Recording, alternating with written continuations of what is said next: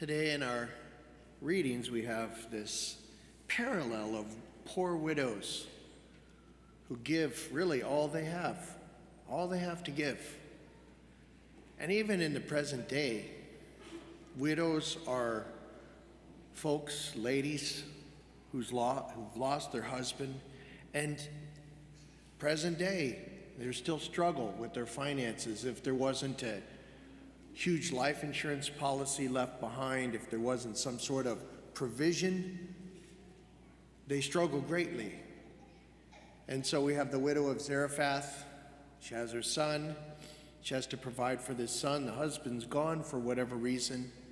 And famine comes upon the land. And we remember the story of Elijah. He faces off against the priests of Baal in opposition to King Ahab and Jezebel. And we remember the story. He says, you call out to your God. You're 400 prophets of Baal, and there's just me, prophet of the God of Israel. You call out to your gods, and I'll call out to mine. And these priests hacked themselves, and then they hopped around the altar, and they chanted, and they meditated, and no one answered. And the Bible says because no one was listening, because no one was there. Their gods were not gods at all. They were nothing. And Elijah calls out to his God, and fire is sent from heaven to consume the sacrifice on the altar, and it devours the altar and all the water and the dirt and the rocks. And all the prophets of Baal were put to the sword. Well, Jezebel is not happy about this. So she says, if you are not dead by sunset, let God do thus and so to me. And so he's on the run. He prays for death, but death does not come. And he winds up in Zarephath. And God said, as a result, he's going to send famine on the land because of the lack of faithfulness of King Ahab and his wife. And so the water, the rain quits coming, the brooks and creeks quit flowing. Elijah stays by this brook for a while until it quits flowing, and these ravens would bring him food. And then when that stops, he moves on. He encounters this widow, and it's amazing. It's like, man, you got to be really thirsty. What do you mean, bring me a small cup full of water? Bring me a really big one, right? And I lived in the Midwest at Mundelein Seminary. And we Arizonans have a whole different concept of a water glass, right? A water glass is like this big. And when we're at Mundelein, you get in line for lunch, and, you could get a water glass, and it was like this big. And you're like, you folks don't know what a water glass is, so you would have to get 2 or 3 and fill them up with water so you would have enough water. Bring me a small cup of water. And then bring a bit of bread. Now, you're starving. What do you mean a bit of bread? Bring me 15 loaves of bread. But he says, bring a bit of bread. And she says, look, as the Lord your God lives, I have just a little bit of flour and a little bit of oil, and I'm coming out here to get a little bit of firewood. And then once my son and I have eaten that, we're going to die. Nope. God will take care of you because I am his prophet, and you are providing a service for his prophet. And they ate for a year. There's more stories about the widow and Elijah bringing life back to her son. Beautiful stories that prefigure Lazarus and the widow of Nain and her son and others in the Bible, the little girl Jairus' daughter. And then God sends rain upon the earth, and then we move on to the gospel, and Jesus is in the temple precincts. We read in about chapter 10, which is 2 chapters before this, he returns to Jerusalem, and there's all these things going on, and he's sitting by the treasury. It's interesting, Father Shea, he's impressive when he when he prepares his homily, sometimes he'll be in the office next to mine on a Friday or a Saturday, and I'll kind of peek my head in the door and see what sources he's using. And he's reading the gospel in the original Greek. Now, I have a Greek interlinear Bible, but I don't know Greek. For whatever reason, when I was in formation, they offered it for no credit, and you're like, my schedule is already pretty heavy, and I'm going to take this for no credit. And sadly, I'm glad I think it's changing, but sadly, that was the undergraduate studies were different. You could take it for credit, you could take Greek for credit, you could take Hebrew for credit, you could take Latin for credit.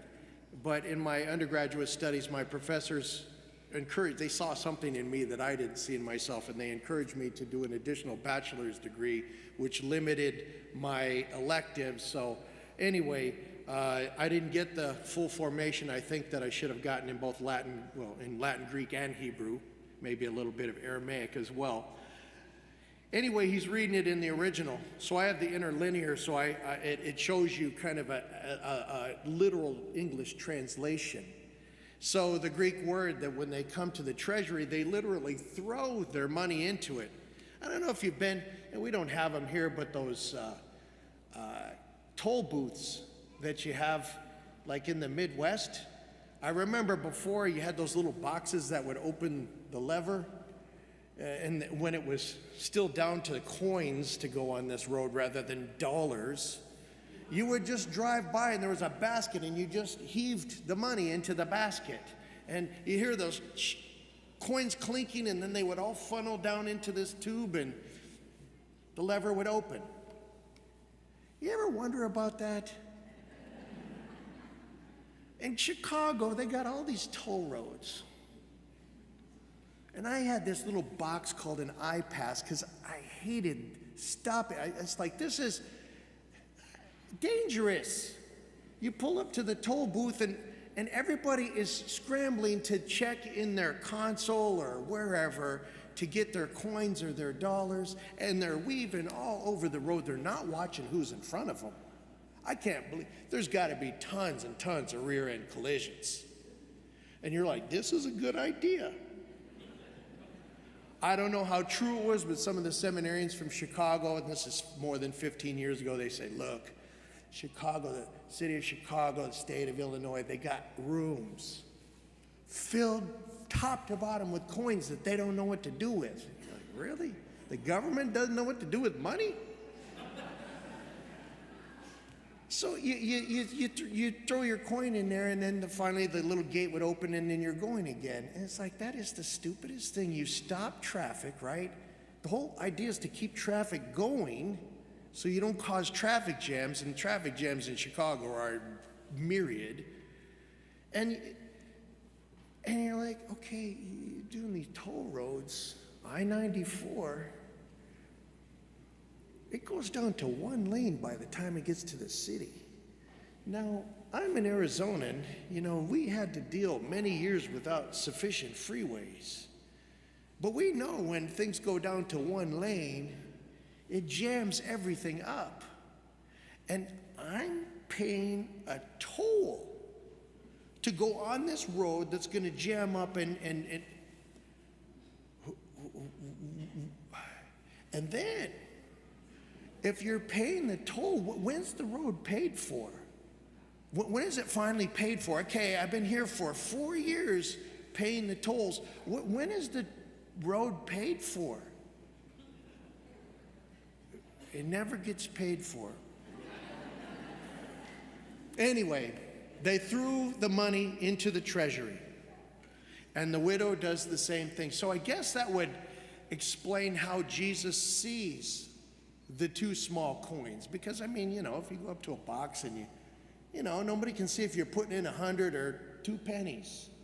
But if you throw, you can see. And he sees. And he's like commending her. Because he knows the heart. Jesus knows the heart. He's like, everybody's given from their excess. They just, this is what the fat, I'll trim a little of the fat, give that to the needy, and I'm going to go about my business. It doesn't really affect my life. No, not the widow. And he commends her. And he says, don't be like these scribes that like to devour. Man, that's really sad. If you were a clergyman, a scribe, a religious person, and you just kind of tracked people, maybe you knew them for 30 years, and you're like, they got money. And when he's gone, because he's holding the purse strings, she's a little more, I can manipulate her. When he's gone, I can say, well, we need to take care of this and that. And then she's left destitute. This is really shameful. So Jesus says, don't be like that. So this weekend we had planned it for Stewardship Sunday, but we're not quite ready there yet. We still have a few things to put in order. So I said, well, what can I do today? And a profound sense of gratitude came over me as I was preparing this homily, just thinking about the most recent weeks. And I wanted to say, let this be Thanksgiving before Thanksgiving, right? Because during this month, we celebrate the saints, we pray for the dead. And as Americans, we give thanks. We give thanks. And these last few years, it's been tough. It's been tough to move into Thanksgiving, an attitude of Thanksgiving with everything that we've been through.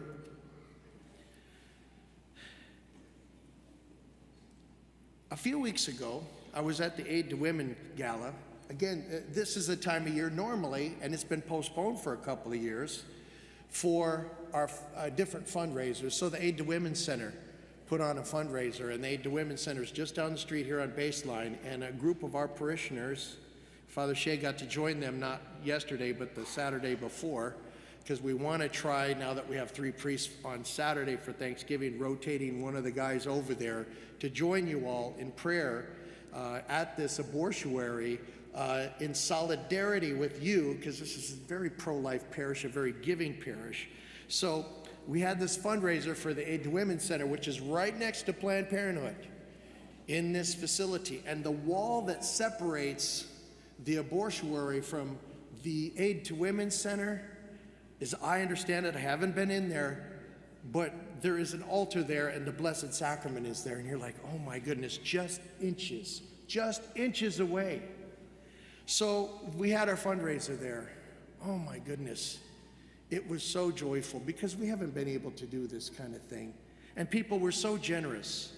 And then a week after that, if I got my weeks right, I might have things out of order, so forgive me if I do. We had the Crozier Gala, which is a fundraiser for supporting Catholic schools. And again, the joy was tangible as these folks came together to assist the church in her ministry. Here's how amazing it was. We were so excited to see one another that we just couldn't shut up. So they kept trying to shush us down for the different programming that they had, and they just had to keep doing it and doing it. And we were so excited to be in one another's company. We just couldn't be quiet. It was like these very stones will cry out. If we're silenced, these very stones will cry out in joy of being with other Christians at this time, praying, serving, giving. 2 weeks ago, we had our school fundraiser. Oh, it was so fun. And again, the joy was tangible. And people were so generous. And we sang, we danced, we enjoyed each other, we ate, and people were so generous. We overshot our goal, which is just fine with me. Today is Sunday. 2 days ago, we had, 4 couples come to the rectory because they had won a dinner with the priests at the rectory. And we ate, we visited, we laughed, we talked, it was just awesome to be with these very generous people. Last week, the baby bottle fundraiser, we fill up the baby bottles with coins or checks, or we could put solid gold ingots in there and turn that in to aid the Aid to Women Center. That happened. And then I think a little bit farther back during COVID. Again, this is all to say thank you. Thank you for what you do. You know, at the beginning, things kind of took a nosedive financially because, you know, all these things, we didn't know everything, and we still don't, but we know a little more. And, you know, the public masses were postponed, and we still had a lot of things going on here in the parish. And we had nightly rosaries, we had live stream liturgy of the hours, we had all kinds of things that we could do. We still had confessions in person during that whole time. Eventually we moved into communion distribution, and then eventually into masses. We started live streaming all of our masses. It was just a challenging time. But, you know, we let the people know, hey, man, we're really hurting financially. And so many of them said, you know what, I'm going to stand in the gap and switch my giving to electronic to keep the parish afloat.